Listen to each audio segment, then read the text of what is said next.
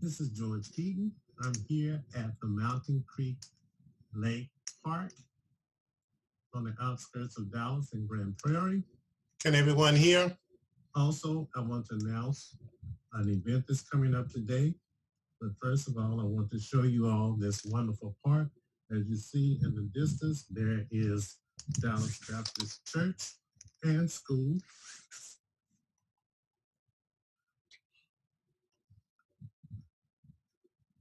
There's lots of activity, lots of trees, lots of people. I don't usually go live, but I want to go live today to invite you to an event that we're having today at 7 p.m. You can go to the Dallas County EJI.com webpage to register to attend this event. This site on this day, December 27th, a man was lynched in 1874. Somewhere near this area, it is recorded that Reuben Johnson was lynched at this site.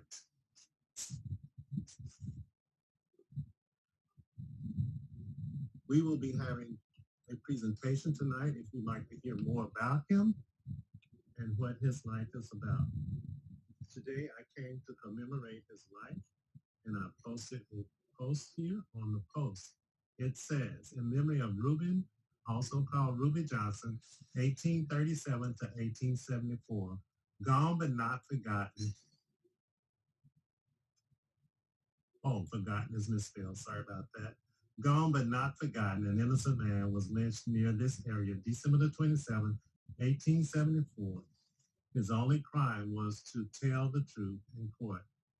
He refused to lie for a sentence thief named William Deal, who lynched him and cut his throat very much near this site.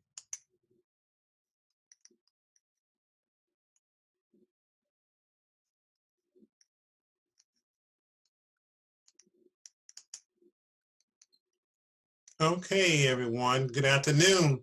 And the greeting, we're in Kwanzaa season. The message is Habari Gandhi. Anyone know what that means, Habari Gandhi? It simply means, in Swahili, it means, what's the word? And you're supposed to say the word of the day, which today the word of the day is Kujushakalia, which means self-determination. And yesterday was Umani, which was faith. And so today is Kujushakalia, which means one, self-determined nation. The principle refers to defining, naming, creating, and speaking for oneself. So what it does is highlight the principles of basically of any and everybody's lives, not just African American, but how we should conduct ourselves as it deals with economics, faith, how we take care of ourselves, and especially now in a pandemic situation. But it covers a whole aspect of the human being and mankind as well, and cooperation and building businesses. But I want to say Habari Gandhi to each of you, and I'm so glad that you're here. And Dr. Chris Starjanik has been very kind to help us work on this program today. So he's going to be co-facilitating with me. And as we go through, we just want to enlighten everyone as to what's going on. The first thing I'd like to do is go through and look at our web page. I know many of you have already seen it, but I want to share some things with you and point out some things on our web page just as soon as I can pull it up, which is Dallas County. Well, hold on one second. You know it doesn't want to work when you need it to.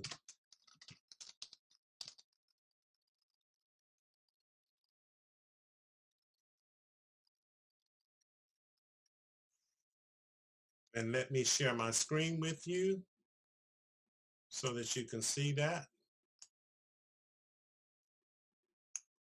Some people are still connecting, so bear with me as I multitask here. I appreciate all of you that made it on time and was able to get here on time. This is the Dallas County EJI page. We have a home page, which is where we are now. And we have several videos. And this is our founding leader, Mr. Brian Stevenson, Attorney Brian Stevenson. And we are an extension of the EJI County Coalition. He has challenged every county in the United States to do the programs that we're doing. But remembering Black Dallas, we decided to take it a little further, and we wanted to be inclusive of not only just the two that he's mentioned, but also others that have been murdered or died in police custody. The coalition exists of these people. As you see, we have our team of people, and we would love for your name to go right down here. My screen is covering it up. But right down here, we would like to see your name, and we would like for you to become a member of Dallas County EJI Coalition. And so this is what we're about. You see we have several members, and we want you to join us. We want you to work with us and look at the kind of things we are doing. And after today, maybe you will consider, after seeing the works that we're doing and what we're trying to do in the Dallas County. Also, I just wanted to bring it to your attention that the focus actually is for us to acquire this marker, which is in Montgomery, Alabama. It has Holland Brooks, but it's supposed to be Allen Brooks, and they know that that's an error.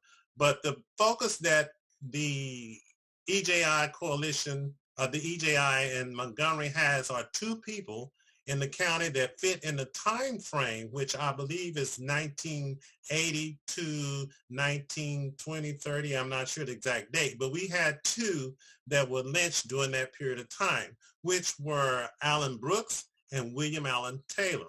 Now, we decided that we wanted to extend that and include people such as Reuben Johnson and pay homage to them as well as others. As you see, Reuben Johnson's lynching took place before 1880. And so we're going to honor him today because this is the day that he was lynched. And I showed you the site that we believe that has been researched that he was lynched in that area. We don't know where the body is. I tried to find it, but I could not find any reference as to where he was buried, even though he hung on a tree there for 3 weeks in that area. But his body, I would assume, is somewhere there. Also, we had a lynching in 1860 of 3 men who were accused of burning down downtown Dallas. We did have a memorial for them, and you can see that on our webpage for Cato Miller, Patrick Jenkins, and also Samuel Smith. I have actually had a cousin who said that we were related to Cato Miller. I said Smith, Samuel Smith and Cato Miller. But I'm not sure that he was the oldest one of the 3. And these other 2 men, Patrick Jenkins and Samuel Smith, were ministers of the community. They were prominent people of the community.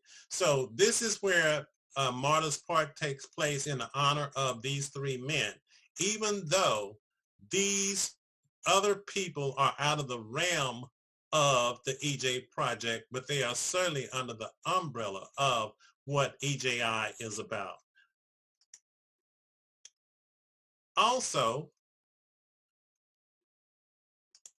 under our works, we have compiled a list of people who have been killed or who had died in police custody, or they were killed by the police officers. And what we've done just as recent as today, we added Santos Rodriguez, which is the earlier one that I know of, and most of you know of Santos Rodriguez, who was killed by a police officer playing Russian roulette with him in the car. And his family and his brother is even traumatized today. If you click on this, you will get an overview and other information of Santos Rodriguez, who was murdered by the police officer in 1973. So we also pay homage and honor to those through this webpage and other programs that we do. Now I'm just going to slowly scroll up so you can see all the way up. Mr. John Fullenwilder, he compiled this list.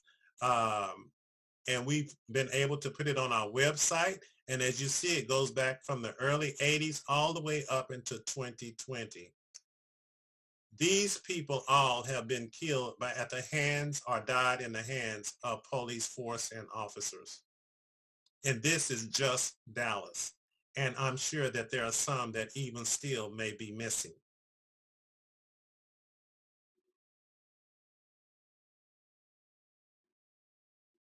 And in the process, we hope to also do research, and we're doing research and graphics on and trying to establish data and also get an idea of where the majority of these deaths took place. Would be helpful to know the age and of course the race, mostly predominantly Hispanics and African American. And as you see, this was compiled by John Fullenwilder using the Texas AG Death in Custody database. And that is just for the city of Dallas. I think that's all that I wanted to share with you from our webpage. I do want to mention we have some community partners, and some of them are here today online, which is, of course, Remembering Black Dallas, which is we share office with Remembering Black Dallas, the Dallas Civil Rights Museum, the Martin Luther King at the Community Center, the African American Museum of Dallas, the White Rock Chapel Addison. Do go to their page. They have some interesting history of Black Dallas and far North Dallas near the Galleria area. That is the oldest church in that region of our city.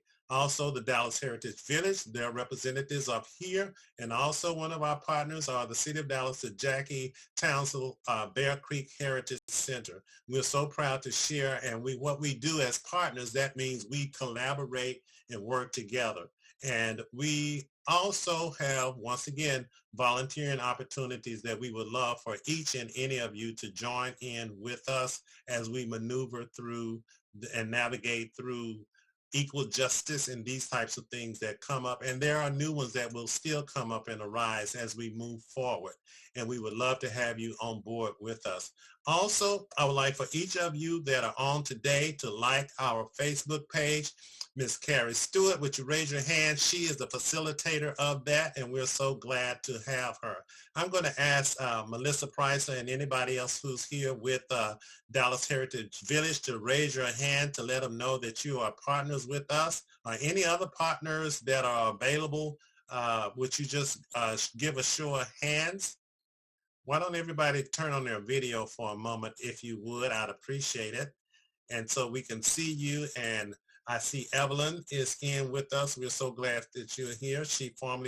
I've worked with her at the Dallas Heritage Village as well. And we are so pleased to have all of those that are joining.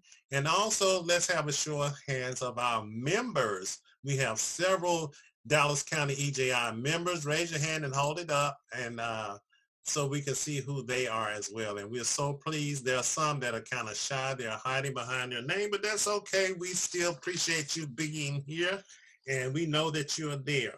So with that said, I just want to go through a little Zoom protocol, and you all have done so many Zoom meetings, so I don't even have to tell you because you know the routine. Come on, mute it. And then if you have questions or comments, put them in the chat box. And Dr. Shajanic will be facilitating that. If you're too shy to talk, he'll read your comments for you. And also he'll make us aware of any information that you can. And just like you can like our Facebook page or follow our Twitter and Instagram account. If you're on any of those three social medias, do join us. And do keep up with what we're doing, because we're doing great things. And by the way, we will have an opening reception, the end of praying that the COVID is okay and that the weather is okay on January the 30th. We are sharing office with the Black Dallas Remembered, and we would like for you to come by and just have a little sip of champagne, just enough so you can make it home. And we're going to have a champagne reception. We would love to give you as much as you like, but we want you to get home safely. And so come by and see our new location. It's going to be great. Whenever we get there, we will have all of the meeting space that we need. We don't have to pay to have a party, and we have social gathering when we have social gatherings. So I'm really excited about it. The office is already set up waiting, And if you have Facebook, also like Remembering Black Dallas, you can see a picture of it there on Facebook. And I think there's also a social media page for, I can't think of all of these, the Instagram. We have a Facebook page there. So do join us and like those pages and get your friends to like them. And then not only like the page, invite other people to come into our page. This is how we'll grow. This is how we will participate. Okay, someone made a notice from Patricia. I noticed that Dr. Halpern is one of the participants. Do you also connect with SMU Human Rights? No, we have not, and we don't, but we would love to, and we would love to do that under their permission. And if they give us permission, we would certainly love, and I mean, that's a wonderful collaboration connection with the Human Rights Digital Map Project. And I had talked to someone there before about that. But if we get an invitation to add permission, rather, to add them to our page, we will be happy to, and we would like for them to do the same for us. And this is called networking. It's not something I created. It's been around a long time. But I found in talking with Dallas Heritage Village and the African American Museum, we're doing things on the same day, and we are conflicting and clashing, and that's because we didn't know that the first Saturday of the month you were going to have a program, and they didn't know we weren't. So that's why we are trying to connect these websites so that we can be more cohesive and coherent and collaborate with each other. And so that way the community won't have to decide, well, which way do I go? They're going the way that we direct them. If we don't direct them, they're going to be going everywhere. So, but if we make a channel for them to be directed, then we are on the right road. So with enough said, I've already given everyone the, if you read in the login chat room, that by you being here, you are giving us consent to use your face, your picture, your voice.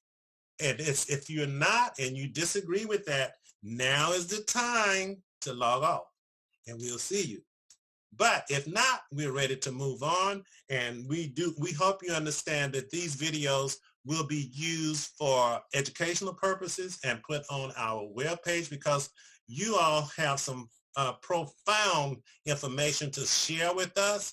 And so we would hope that you are in agreement with the process that we're doing. Now, if you got a warrant out or something, you might want to take your name off. You might want to get out of the screen, because we don't want to be responsible for you being picked up in the middle of the Zoom meeting. So with that said, we're going to get started. That takes care of that. And the next thing on my list is to define the difference of hangings and lynchings. Believe it or not, I know it's none of you here, but there have been people that, what's the difference in hanging and lynching? Well, there is a slight difference. And we want to make sure before we start our presentation that you understand. And I hate to insult some of your intelligence, because I know all of you already know, but I just need to put it out there for someone who's looking at the video later, may not know, but I know all of you know. The difference being is that hanging is someone who has gone through the court in a trial, and it has been deemed that that's their punishment, just as if they were sent to the gas chamber or they had to go to electric chair. That is the sentence that they received. Also, in 1853, I forgot to mention, and I think, Chris, we may need to add Jane Elkins, because we're working on her. She was the first person in Texas, in this whole state of Texas, the first female person to be lynched in our state in 1853. Now, Remembering Black Dallas has put in for a marker for her, but the controversy is some people say, well, she was sentenced to be hanged. But at the same time, do you really think in 1853 a black slave woman had the opportunity for a fair trial?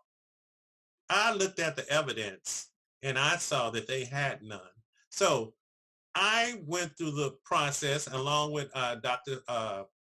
Sharon Conrad. She and I put together a narrative and turned it into the state, and we'll know something by February. We hope to get a state marker for her And what we are trying to do is in line with what EJI does, is try to honor these people who have been unjustly treated or murdered or killed at the hand of lynch mobs and are from a hanging unjustly. Secondly, the definition for lynching is that when a group of people come and take you away, put a rope around your neck, and string you up without cause, without going through the legal process. That is what a lynching is. A hanging is through and by a court, even though it can be just as unjust as someone who has been lynched.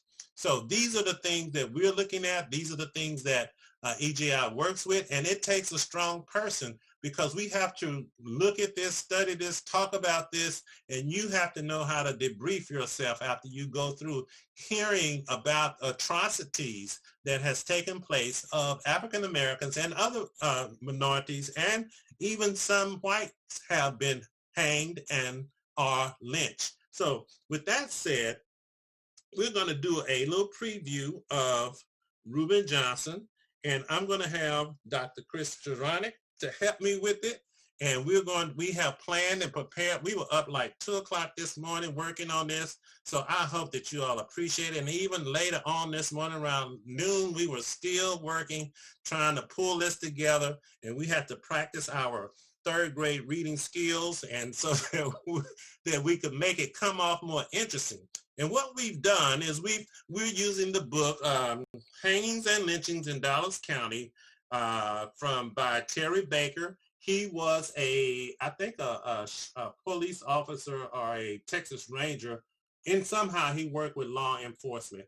This book is almost the Bible. It's a little dry, but we tried to spruce it up today. We took out all of the unnecessary words and we put together a dialogue just to give you an idea of the entire story so that you'll know where we are going with this and so you'll understand. And so we're trying to make it interesting best we can considering the subject and the topic, but we have put it together. We took out all of the unnecessary things, and I think we've come up with a nice narrative to tell you the story of the story so that when we finish, we'll be able to discuss and talk about lynching in Dallas County or in general. So at this time, I will give the floor to Dr. Chris Juranic. Thank you, Dr. Keaton. Can you all hear me okay? Okay, perfect. On Thursday, January 21st, 1875, the body of Reuben Johnson was found hanging from a tree in the Mountain Creek area of southwest Dallas County. His head and face were mutilated.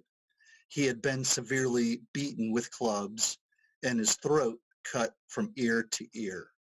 On Sunday night, December the 27th, 1874, Ruby, as he's sometimes called, spent the night in the Bill Reed's house on the property of a man named Myron Deal.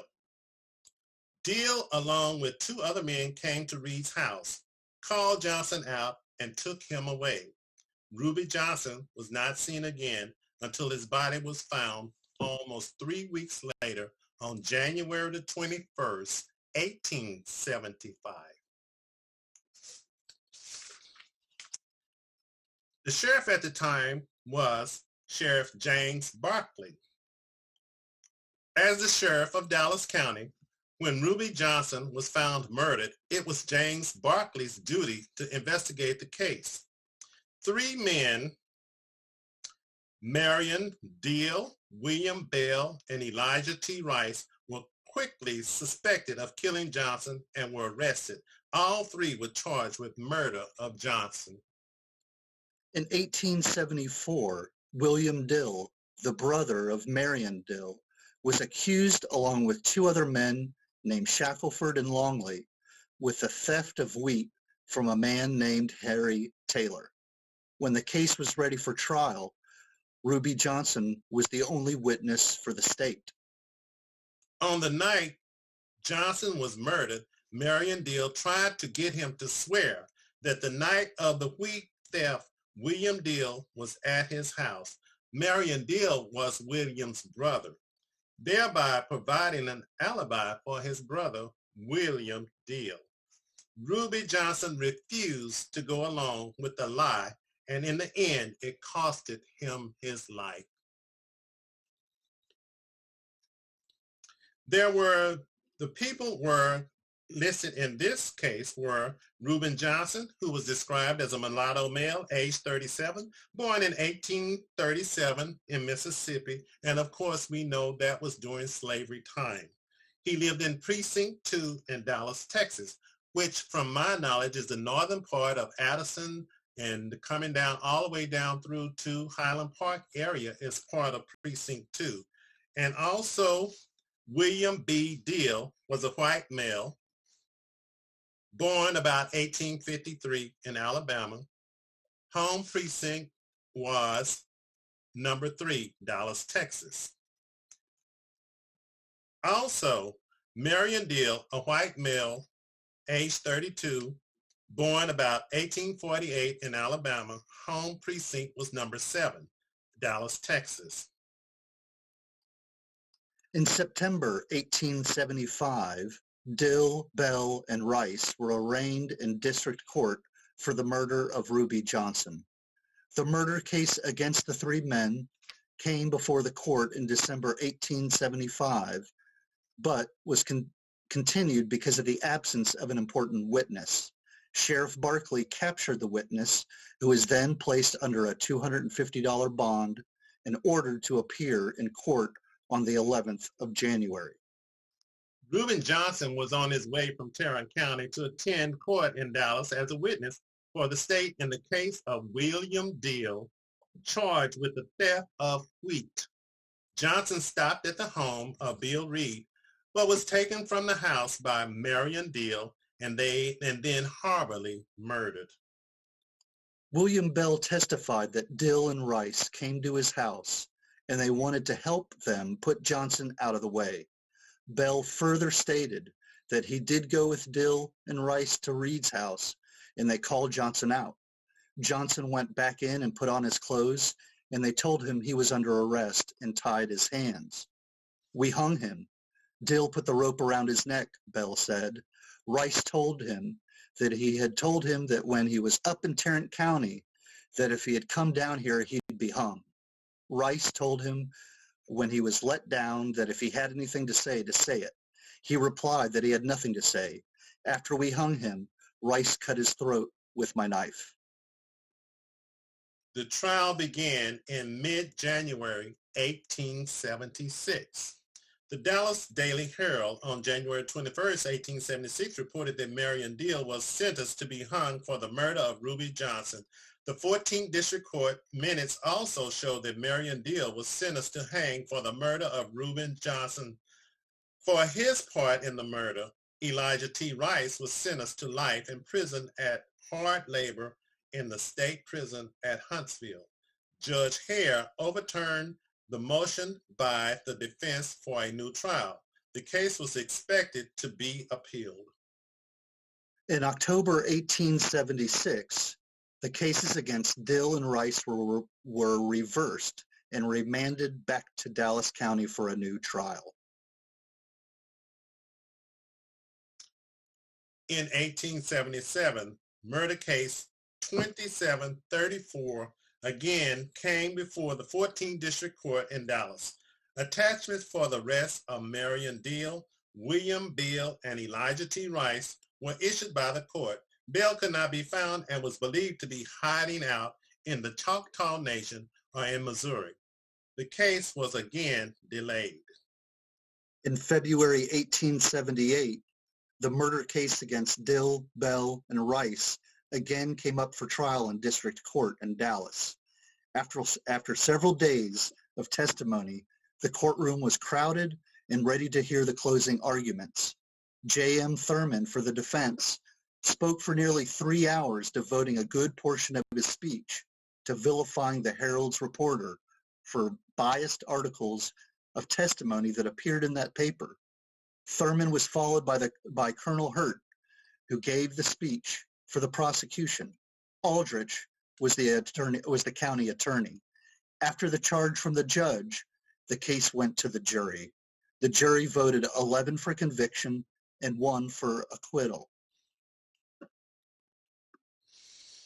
On August 28, 1878, case number 2734, State of Texas versus Marion Deal, William Bell, and Elijah T. Rice once again came before the court.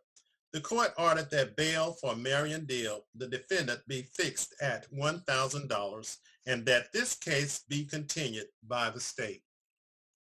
On February 10th, 1879, case 2734, State of Texas versus Marion Dill et al., charge murder, a special judge ordered 60 jurors be summoned for trial on March 4th, 1879. On February 11th, 1879, case 3902, State of Texas versus Elijah T. Rice, charge murder, special judge R.E. Burke, upon agreement of prosecution and defense, disqualified Aldrich, presiding judge, having previously served as counsel in this case. On March 4th, 1879, case 2734, State of Texas versus Marion Dill, was again continued by the court. On March 4th, 1879, case 3902, State of Texas versus Elijah T. Rice, was continued by the court. And on January the 12th, 1881, case number 2734, State of Texas versus Marion Deal, William Bell, and Elijah T. Rice, charged murder. E.C. McClure, special judge in the District 14 Court, held a hearing in regards to this case. As such special judge, thence upon came the county attorney for the state, and by leaving of the court says he will no further prosecute herein.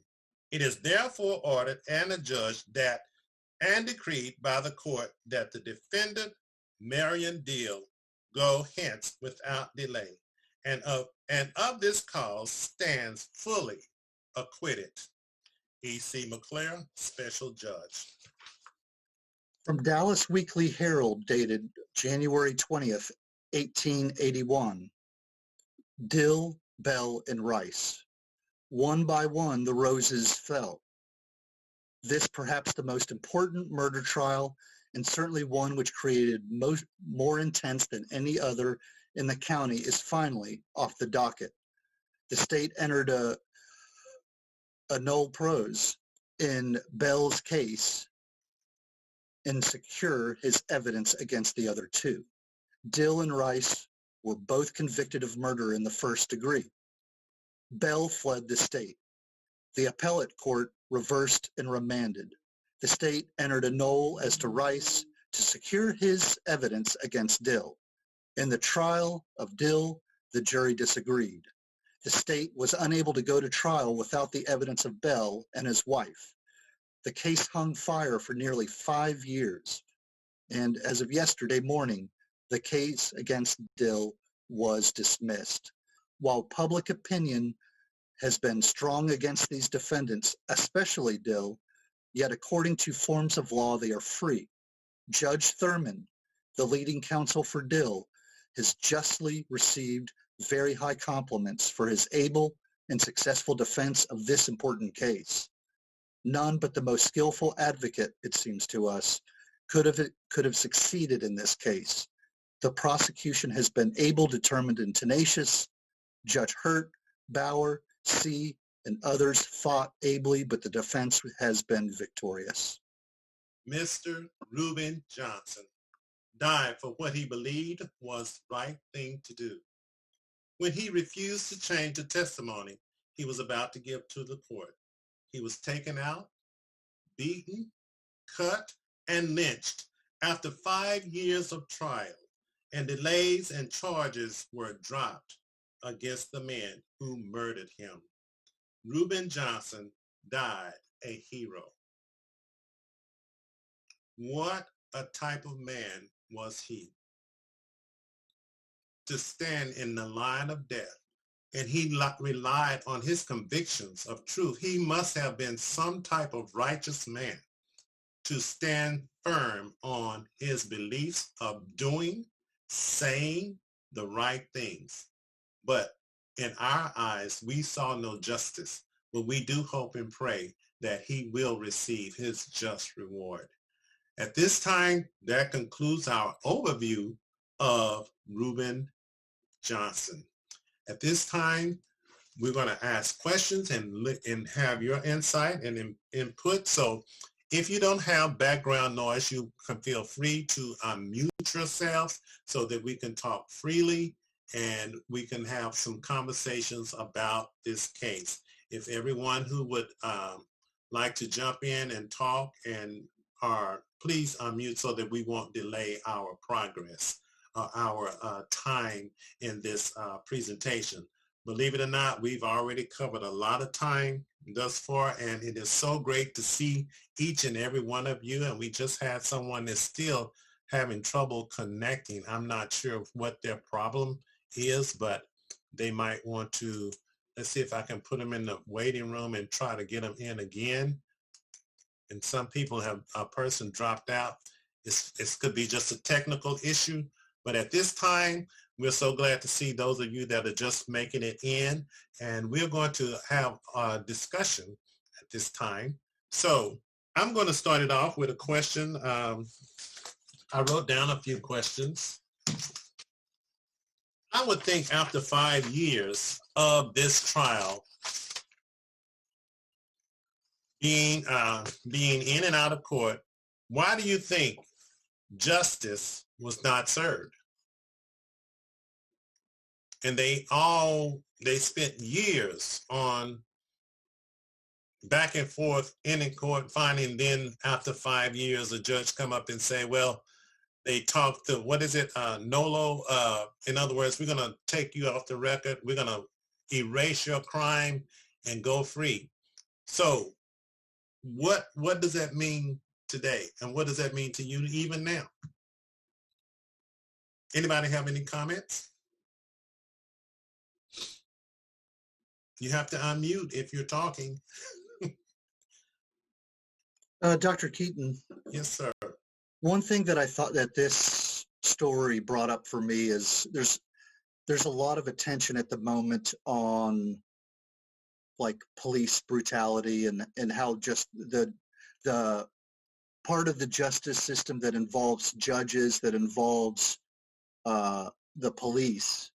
But one thing that this really made me think of was also the role that jurors play, that no matter that just to me really speaks to how comprehensive the change in consciousness of this country that needs to happen for justice in situations like this to occur. I mean, it just kind of struck me just how big the scope is. And I guess it's not really a question, but that's just something that came to my mind in reading this and hearing it. Right. Anyone else like to comment? I will. Please do. Just jump in. Excuse me. I wonder if you could clarify. It sounds to me like in the original jury trial, the verdict was guilty. It was. And yet the final determination was only a judicial one. The judge made that determination. Is that correct? There was no jury involved in that? That's exactly correct. Okay. A special judge. Yeah. And I also wondered, did someone pay him to just be through with that and get rid of it? Right. After 5 years. Well, we know that justice was not taken in this case. That's without a doubt. Justice did not come out. He did not, Mr. Reuben Johnson did not receive justice in this trial all through the process. And just another thing I want to add before we move on is that I actually looked up the perpetrators' grave sites. They most all had headstones and grave sites right around here in Dallas, except for one. And the one who did not, it described exactly where his grave was. And then guess what? When I tried to look for Reuben Johnson's grave site, there was no mention, there was no record or description as to where it was. And I would think a body had been hanging for 3 weeks from a tree. I can't imagine them not at least burying it. We hope that that's what happened. But we know, do you realize what happens to most people who are lynched? Does anybody have an idea of what happens to the body? Well, if not, it's used for experiments in doctors' offices, sometimes even further mutilated if they've been lynched. And even men who have been accused of rape are either castrated or burned while they're hanging on the rope.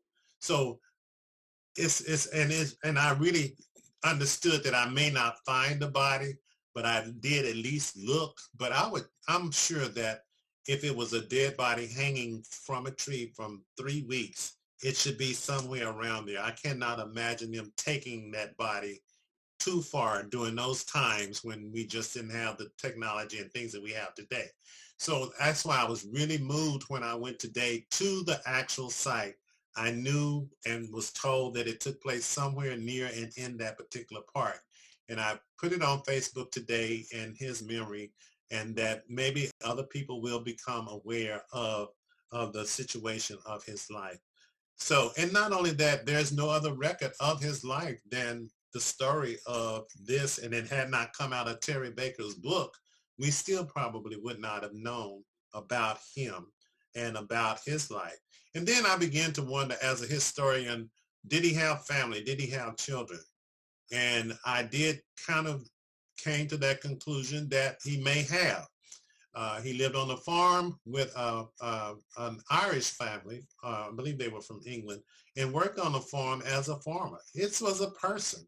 And I'm just really bothered by the fact that these people live a life. I mean, he was 37 years old. He had lived some time. And then what else was connected? There was a lady there a few years younger than him, but she had a different name. And they lived on this same farm. I believe it was the Deal farm. I just don't remember. But at the same time, she had two small kids. And I was wondering, could that have been his children too? So that means he could have some descendants still around, and we just don't know about it. But these are the kind of things that run through my mind as a historian and a researcher. But also another question to the audience is that in 1874, which was only 11 years after the Texas emancipation, and we know what year that was, given the number over 4,000 known lynchings that took place from that time into the 1930s. Do you find that pursuing a trial for someone being lynched common in 1874? Did anybody find that odd or strange, or was that the norm? I think it's odd because usually the lynchings were done by community consent. Mm-hmm. Anybody else have a comment? Great. Thank you, Linda.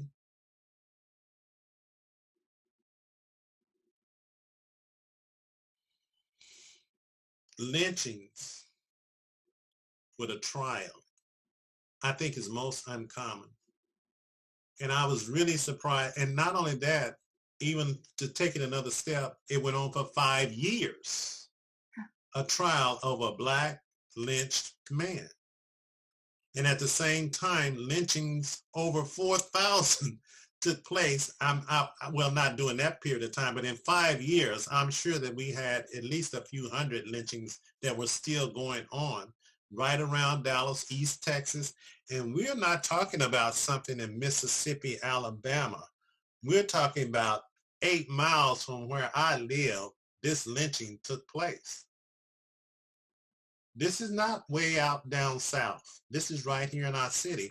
And I think so many of us in the city of Dallas, we feel removed that it's not something that happened here.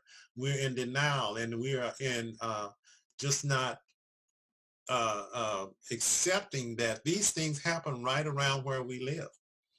And so but not only that, getting back to the trial, I just found that just really highly unusual that a trial would take place, because when you think about how many more lynchings that took place, did they actually have trials? This is probably really rare. And what makes it even more rare is that it went on for 5 years. And still it came out as they were acquitted anyway. And so no justice took place, and it just like a lot of busy work and things went on, but nothing was accomplished after 5 years of this. So those are the kind of things that we really, really need to look at. I would like to ask you also, each of you, and I don't want to call names, so just jump out there.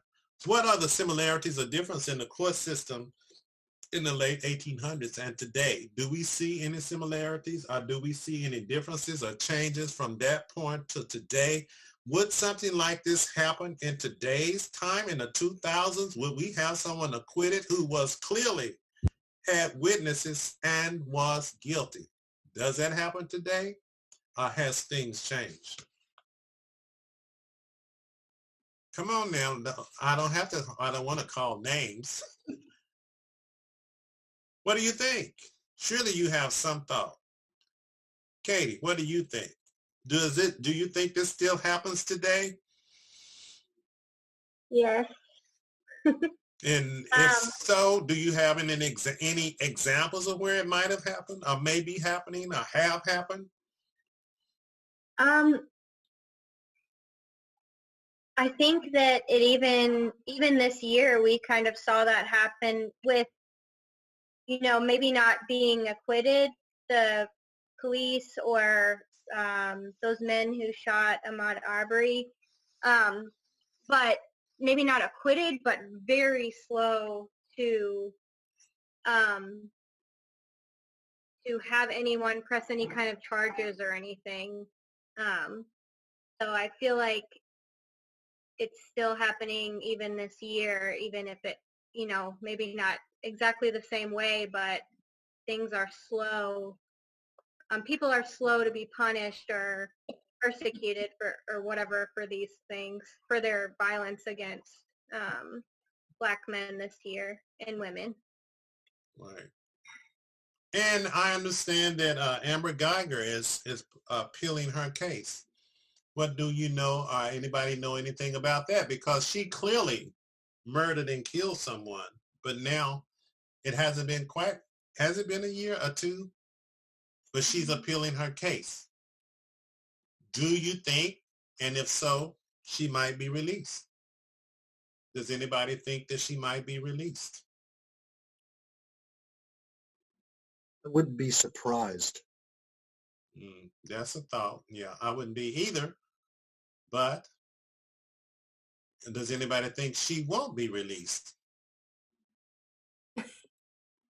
From what I understand, I haven't read about this recently, but from what I remember, they are appealing because they're blaming the apartment complex for doors that did not close correctly. And so it was a known problem.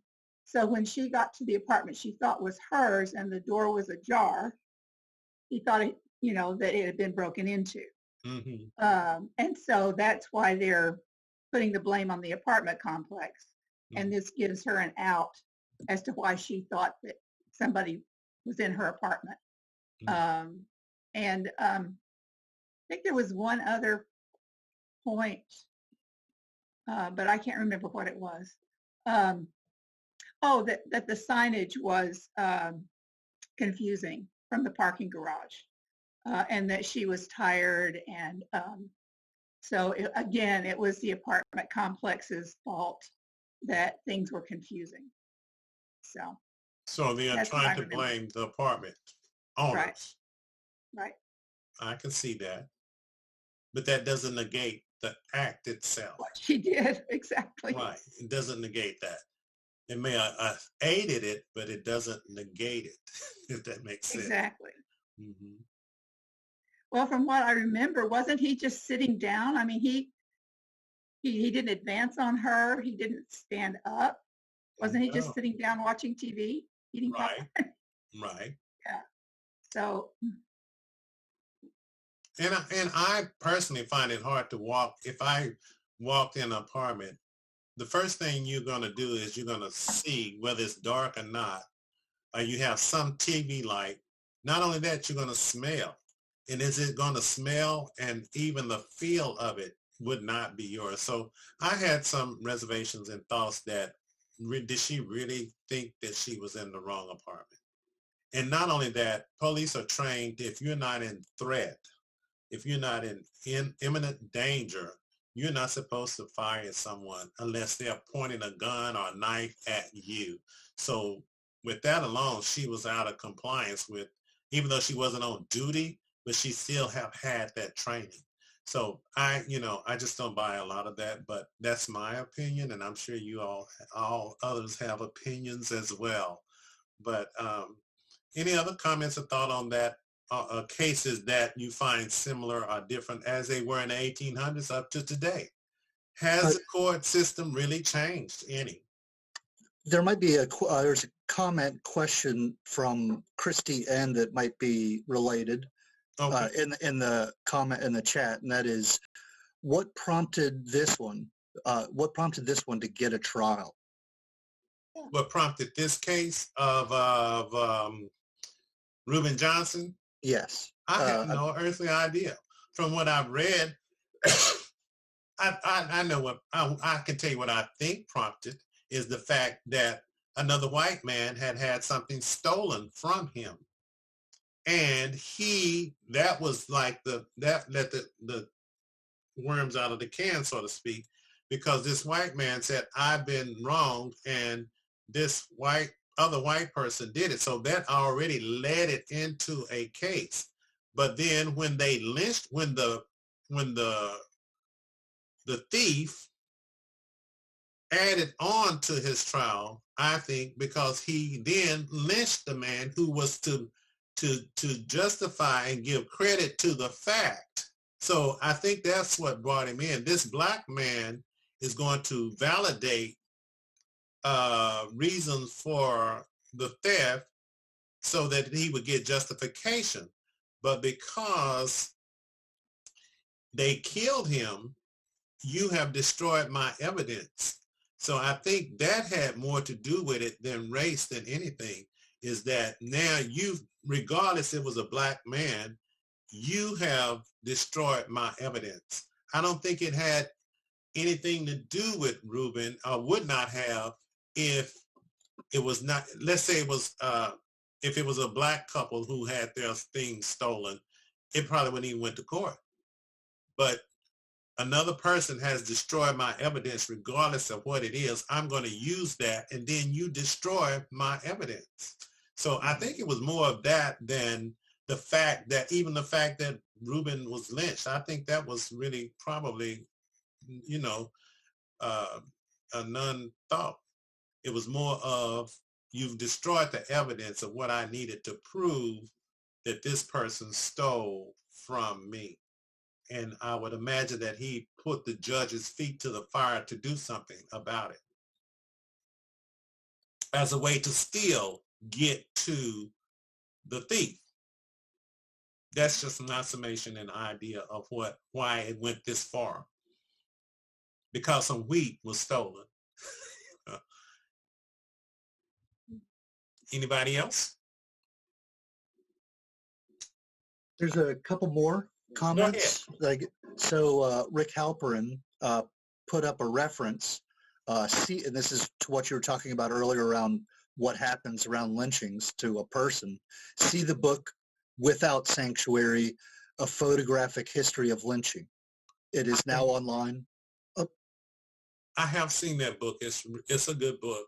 I haven't read it, but I have seen and heard about it. So if any of you might be interested, I think it has some horrific lynching pictures in it, if I'm not mistaken. And I have a few like that, but not this particular one. But I do think it is to your advantage if you do see, because it's one thing to talk about something, talk about how to swim. But if you've never gotten in the water to swim, you'd find out that it's quite different. It's a different feel, different story, which is also why I took the time to go out today to the site where Reuben Johnson was lynched.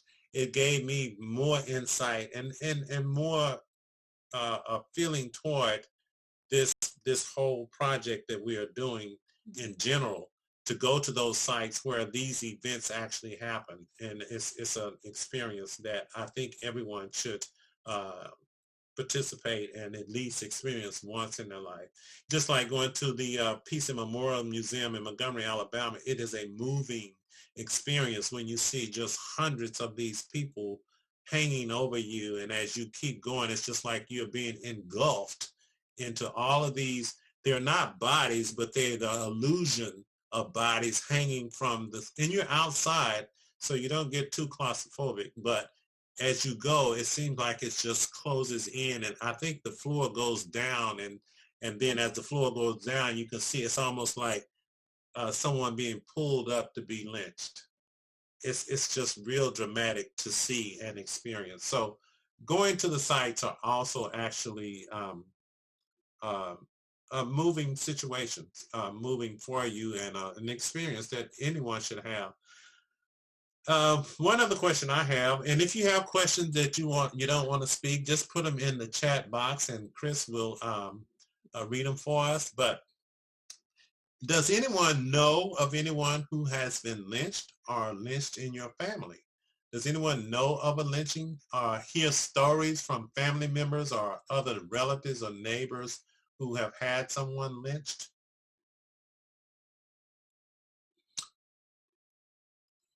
No response. So with that said, Well, go ahead. nobody in my family or anything, but when we were at the memorial there a year ago, your Aunt Joanne, whose last name I cannot remember, was Manuel. What is it? Manuel. Joanne Manuel. Okay. Her grandfather had been lynched, and we were looking for, in fact, I found it, and, she found it then, the marker with his name on it. And it was, she said her dad would never talk about it because it was just so traumatic. And there had been some Indians lynched at the same time, and they were listed as unknown on the marker. Mm-hmm. But it was an experience to be there with her as she looked at her grandfather's name on the marker. Mm-hmm. I'm sure that was quite an experience for her. And at the time, I didn't know she had a grandfather. And then once again, that's something that we just don't talk about. Mm-hmm. And like I said, my cousin said that Cato Miller was related to her, but I didn't think to ask, is that on your mother's side or your father's side, to know whether it was related to me. So mm-hmm. She passed away, so I have no way of knowing without doing research, but she knew that it was her mother's uncle, Cato Miller, who was one of the 3 that was lynched in downtown Dallas. And that's one point that I keep trying to bring home to people. These things happen in our city of Dallas County. And right now, we are still in denial mode that didn't happen here, not in Dallas. We didn't have a man named Alan Brooks hung in the middle of the street of Main and Ackerd. No, that just didn't happen. And that's one of the things that EJI, that we're doing as Dallas County EJI, is that, oh, by the way, on March the 3rd, we will be doing a ceremony. We are getting a marker from the state of Alabama, and there will be a county-wide presentation of the memorial dedication of Alan Brooks. And it's right near Pegasus Park. If anyone knows where Pegasus Park or the fish market, it happened right there. There are pictures. It's a nationally known lynching that took place. They said that over 3,000 people were at this lynching, and that wasn't in Dallas. They come from other counties around Dallas. So do be save the date. We'd love to see you there. And like I said, everything is contingent and built around our situation of this pandemic, but somehow either online or hybrid model of being being done online as well as in person. We plan to have something. Someone says, would you read it, Chris, in the chat box? I will. Are you talking about Kim Gardner says, will anyone admit if their family member lynched anyone or witnessed a lynching? I guess they mean anyone white. Yeah. Because black people, that's not something they really run to. So I don't know for sure if my grandparents on my mother's side in North Carolina lynched anybody, but I certainly saw some very overt hatred of African Americans from them as a child. They threw around the N-word left and right. There was one time where they heard someone singing, the TV was on, and then they saw that it was a black person, and like they went from liking the music to hating it. It was like, so I don't know if they did. I look at some of the pictures they had when they were in their 20s, and they have that hatred in their eyes that terrified me as a child. They look like they saw some stuff, and they would do. I guess I wouldn't put it past them. There is a video on our, I forgot, I think it's on our Remembering Black Dallas page. It's on PBS, and it shows this woman in Florida.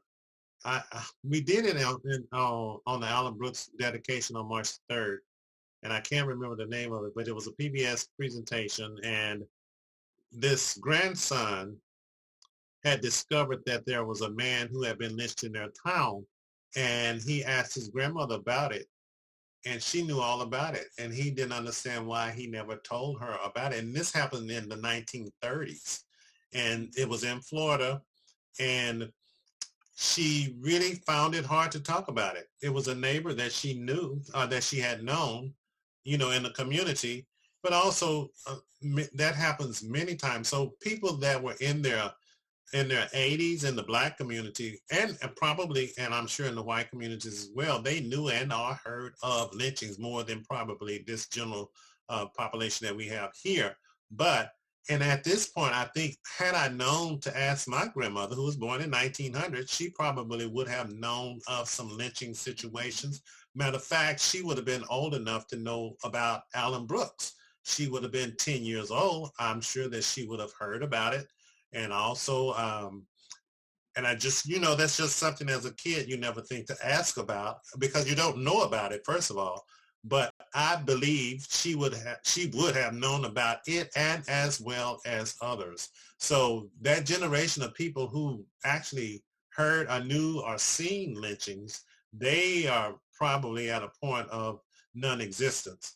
They would be well into their 90s and 100s now, but they do remember. So those are some situations but the main thing is that Dallas County EJI is that we want to remember those that we have right here in our city of Dallas. We know that they've happened across the country, and even now there are some people who say the things that are happening from police officers is called a modern day lynching. Matter of fact, the book that was written by Joyce King having to do with Bird, I can't think was it his first name, in Jasper, Texas. She calls that a modern day lynching, to put a man on the back of a truck and take a chain with a chain and drive down the freeway with him just dangling and mutilated by the time they finished with him.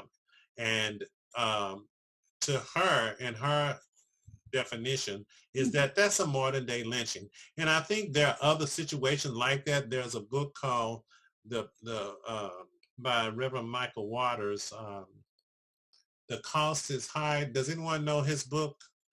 The price is high or something. But anyway, he talks about police killings that took place across the nation in the recent times, of how they were brutally murdered. A young boy in some city, they found him hanging on the clothesline. There have been lynchings that took place at colleges in the recent, and they've been described as suicides when the parents know that it was far from suicide. And not only that, there were other young people who were in the process of that. So we're not talking about the 1900s, 1800s. We're talking about in the 21st century that these types of, they have the illusion or the very much similarities of what we would call lynchings. And so they're still taking place. And as it relates to Brian Stevenson, he is really exonerating men who were put in prison, because if you know, right after emancipation, the majority of people in the South, they needed labor. So they found any reason to, it's a book called Slavery by, and Chris, I can put it, I kind of think Slavery by Another Name. I'm trying to get through that. Give me just a second. Slavery by Another Name, by Douglas Blackman, and this is, I'm listening to it, and I've been, this book basically describes that how slavery just reinvented itself after emancipation. A black man walking down the street, coming from the train station, going to his home, white man stops you. You have any money? If you don't have any money, then you're a vagrant, or you're considered breaking the law. You put in jail, you put into a coal mine to do hard labor, and the city will get paid for you to be there. And after a while, once the city gets their money, the owner kind of forgets, the city forgets about it. They've gotten their money, that this man, though, is still doing hard labor for walking down the street and not having any money in his pocket. So this is Slavery by Another Name. Very good book, hard to read, but it shows you how slavery and lynching still took place and went on. And I know there are hundreds of books, and it's just, I don't have enough time to read them all. But not only that, they're hard to read. So you have to kind of read them with a grain of salt. Take your time, because you have to decompress and do whatever to get yourself back together. Because this, I mean, I hadn't gotten through half of it, and it was very emotionally draining, and almost to the point of being physically draining and hard to listen to or to read. So there are many, many books out there. And if you have some others that you would like to put in, please add it to it at 2 hours. Anything from the chat? I see things moving there. What is the name of the book just mentioned? The one that I just mentioned is Slavery by Another Name. Is that the one you're talking of? Speaking of, Cynthia? Slavery by Another Name. Yes, and it's by Donald Blackman. And he actually reads it. Very good to read, but I read some and I listen to some, and this is one I just chose to listen to.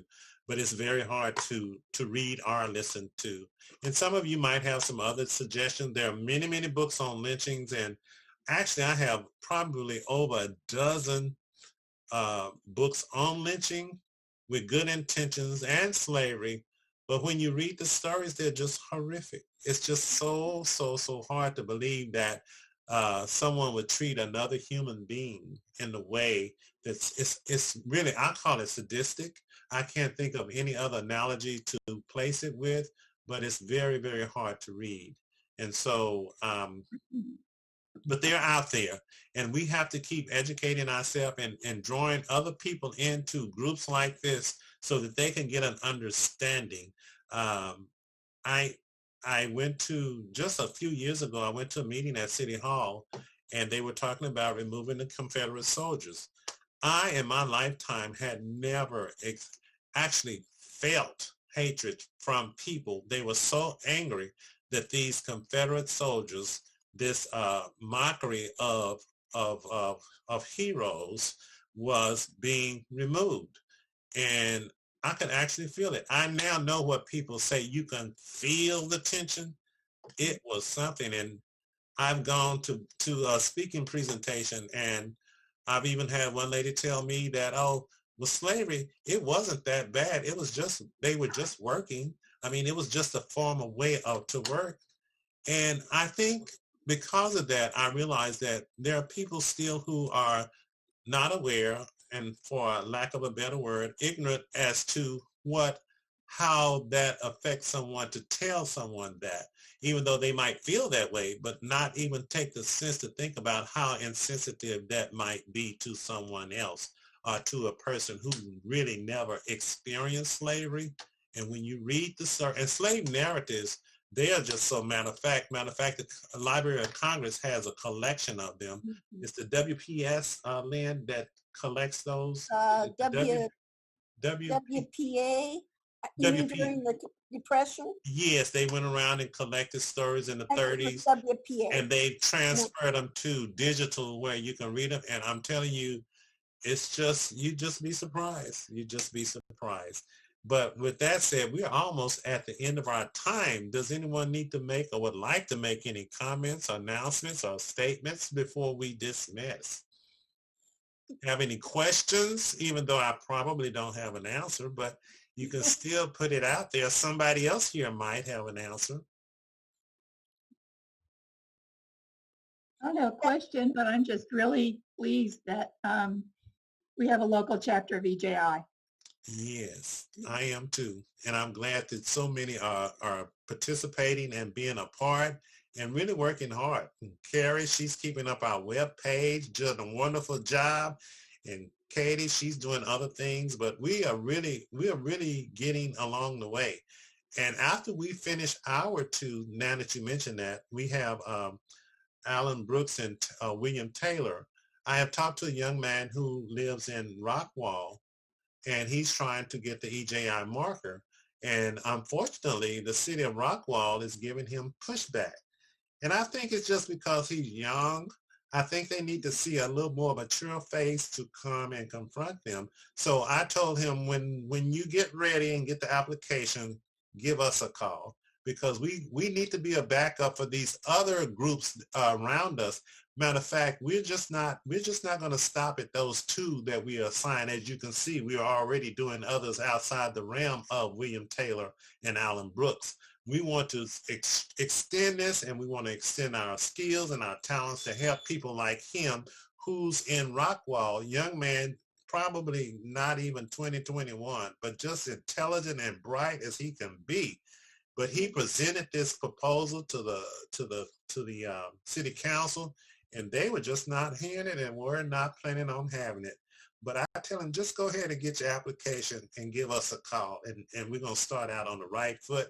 And we will be, this group, our group, I'm going to round them up. And if we have to polarize and go to Rockwall, even though it's not our business, but we still going to get in theirs. And so that's the kind of thing that I hope that I can inspire the Dallas County EJI to do. Don't just stop at what we're doing here. As long as we have the energy and the fight and the people and the skills and the resources, we need to stretch out a little bit. I mean, we need to brush even a little further. We need to clean up a little more than our own front porch. So these are the kind of things that we are doing. As a matter of fact, he was supposed to be here and I don't see him, but hopefully he will be joining us sometime soon. And I'm telling you, just a really bright, intelligent young man.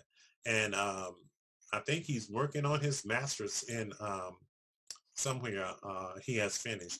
So anybody else have any comments that they would like to make? George, Lynn?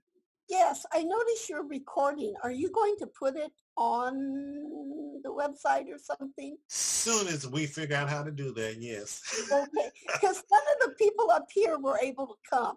And this has turned out to be such a good program. I think they would like to see. Oh, yeah, we're going to do that. Matter of fact, we're thinking about putting it on YouTube, which I think is cheaper than trying to put it on our webpage. And we found out that we can do it that way, and it's kind of easy to do it that way. And so once we do that, we'll certainly let everybody know, because all of these discussions that we have are important and may not help anybody this week or this year, but who knows what it might do for someone else down the line next year without having to reinvent the wheel.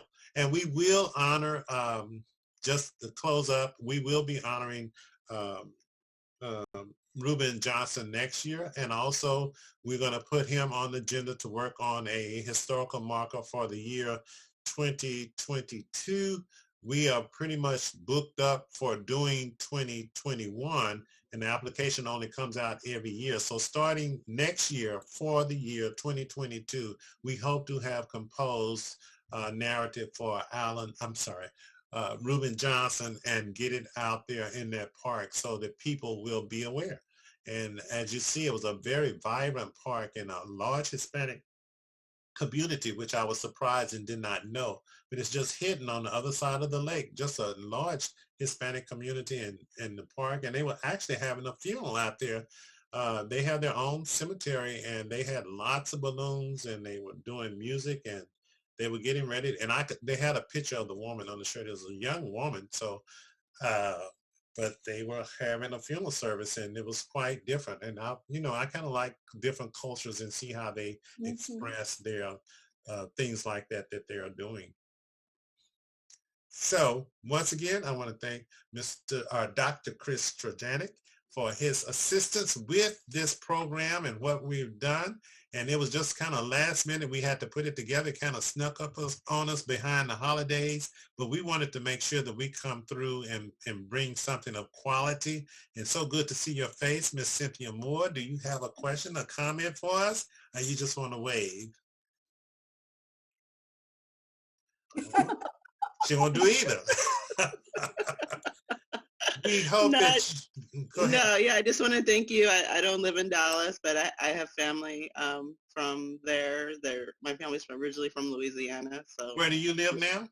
I live in Chicago, but I grew up in California. All the way from Chicago. We're so glad you came way down here to Dallas, Texas.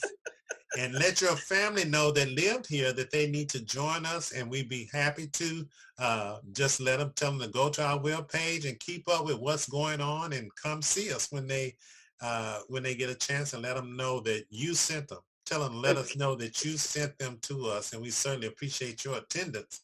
And also, I'm sure in Chicago there should be a Dallas EJI Coalition. If not, maybe you'll be interested in starting one. I would very likely doubt that there was not a lynching that took place in Chicago. And all you have to do is go to the EJI.org page, and they have a list of people who were lynched in each county in the time period between, I think it was 1880 to 1920 or 30, something like that. It would be interesting to know if that happened in your county. It could be right across the street where you live. Could have taken place there. So it's always good to know. And just check out their page. And thank you for coming and joining us. And we're so glad to see Christy in. We thank you for coming. Patricia and Jennifer Harrison, Patricia Murphy, Rick Halpin, Kim Grant, I believe, and Kimberly T, and Deb D, and Kim Gardner. If you all like to have a word or to say hi or wave, now's your time to make your star appearance. If not, I want to thank you for registering. Okay, Jennifer Harrison, thank you for joining us. Are you in Dallas? Yes, I am. Very good, very good. You wouldn't happen to live in precinct 2 or 3, which is some of those precincts we talked about. I live in Oak Cliff. Okay, that's my area. I tell people I live in Oak Cliff, Texas. It's so large. Really, Oak Cliff is probably larger than the city of Dallas, actually. It's such a large area. But thank you for joining us. And we hope Thank you. This has been wonderful. Thank you so much. We hope you do come again. And, for sure. And follow our page and come to our champagne reception. We'll have a little sip of champagne for you. And that's on 1408 North Washington Street is where it will be. And and we're going to do it throughout the day, so we won't have a group of people at one time. And just follow us on our page, and also our connecting partners pages as well. Thanks, everybody. I appreciate you, and do look for the copy of this video if you'd like to share from our webpage. You all have a great, safe holiday evening, and don't party too much on the 1st.